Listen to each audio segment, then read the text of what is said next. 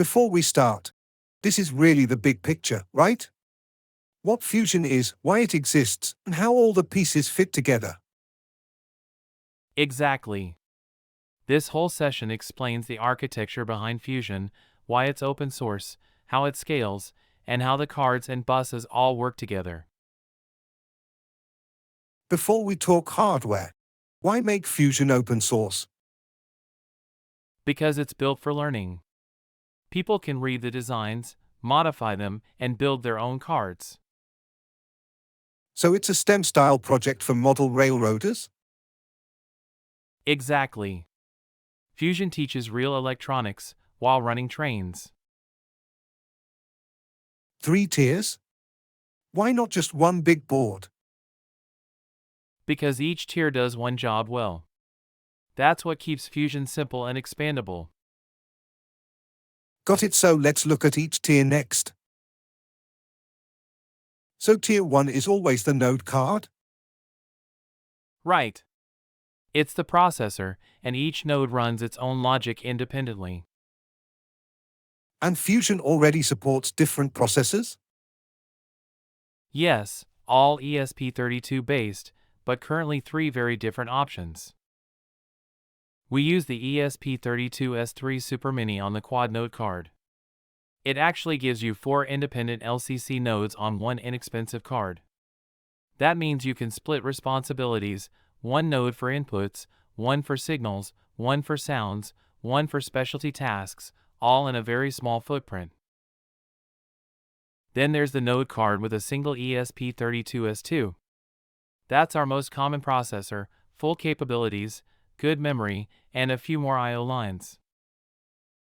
And the newest is the P4 node card, built on the ESP32P4. It has much more memory, perfect for more complex configuration and logic sets, but to make use of Wi-Fi or Bluetooth, you would need to add one of the other types of node cards to your cluster. Now for tier 2. So, this must be the action layer, right? Exactly. Each card controls a function, turnout, audio, sensors, lighting. And any combo is allowed? Yes. Mix and match to build whatever node you need. So tier 3 is where the wires hit real hardware? Exactly. Breakouts adapt the signals into motors, LEDs, servos, all the physical devices. I think I need an example. Is useful for turnout card that must support different types of switch machines. Yes. The turnout card is a perfect example of this. Just pick the breakout board you need for the type of switch machine used on the turnout. Fusion already has breakout boards for several common switch machines, stall motor, slow motion, servo motors, and coils. Simply cable the correct breakout board to the turnout card and you're all set. Different breakout boards are supported by the same turnout card. Additional switch machines can be supported by creating more breakout boards. So, Fusion doesn't just have one bus? No, and that's a good thing. Each bus has one job, which keeps everything clean. Okay, walk me through it. The CAN bus links nodes across the whole layout. The node bus carries power and communications from the node card to the other cards in its cluster. And the COM bus, which uses I2C serial communications, lets the node card talk directly to the Fusion I/O cards and LCD displays.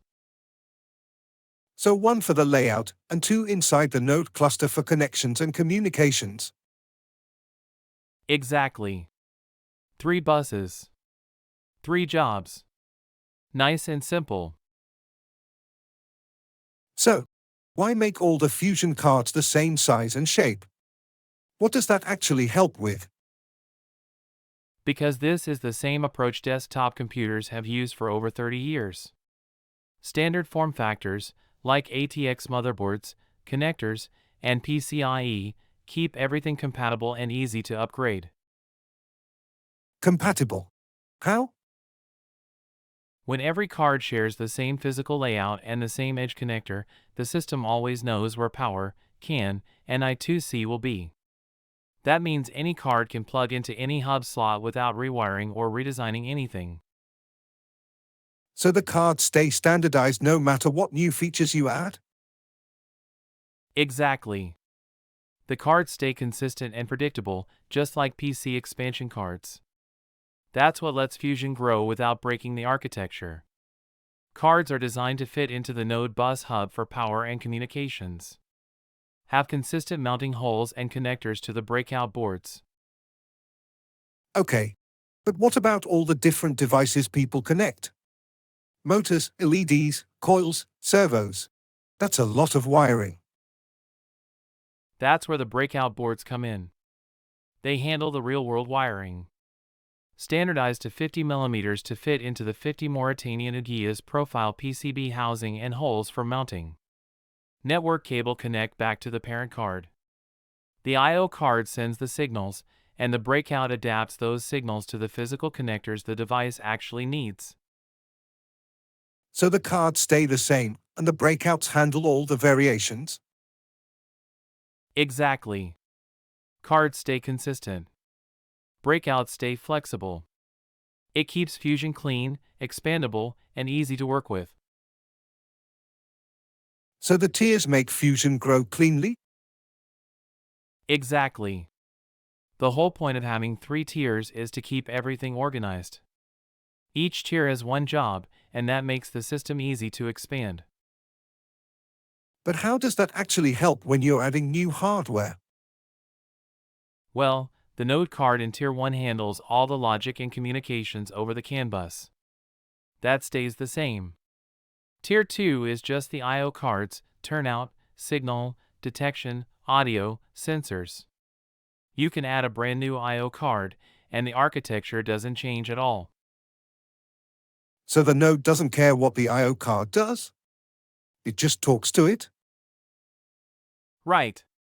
As long as the card follows the standard Fusion form factor and uses the I2C COM bus, the node can talk to it instantly. No hardware redesign. And Tier 3, the breakout boards, those change too, right? All the time. You can design a new breakout board for a new motor or sensor, and the Tier 2 card doesn't need to change. The node doesn't need to change. Only the breakout changes, and that's the whole point of having the tiers separate. So tiers basically stop everything from getting tangled together? Exactly. Tiers isolate the responsibilities. Tier 1 runs logic. Tier 2 handles functions. Tier 3 adapts to real-world hardware. That way, Fusion grows sideways, not upward in complexity. So everything we've shown, is it all out there and ready for everyone right now? Not yet. Fusion is still a work in progress. The architecture is solid, the card designs are real, but we're still building the final ecosystem. So it's not GA, it's more like early access. Exactly. This is the stage where we're focused on documentation, along with testing of the hardware and firmware before a wider release. So Fusion is open source, expandable, and built like a desktop computer? Exactly.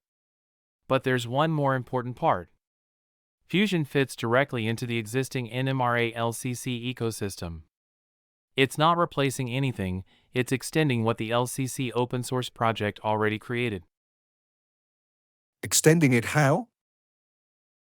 Fusion adds more hardware, more software, and a lot more documentation. It builds on the standard LCC tools, LCC events, and the open source libraries people already use. We're just adding a complete, well-documented system on top of it. So Fusion is basically another open source project in the same family? Exactly. It follows the same LCC rules and standards. It uses the same CAN bus messages and the same event model. Everything we do fits naturally into the broader LCC environment. And anyone using Fusion can still mix it with other LCC hardware? Absolutely. That's the whole idea. Fusion gives people more choices, more nodes, more cards, more breakout boards, and more documentation, all built on the existing open source foundation. So Fusion isn't a new universe. It's a big expansion pack for the LCC universe? Exactly. A modern engineering platform that lives inside the LCC world, extends it, and gives hobbyists and developers everything they need to build, learn, and innovate.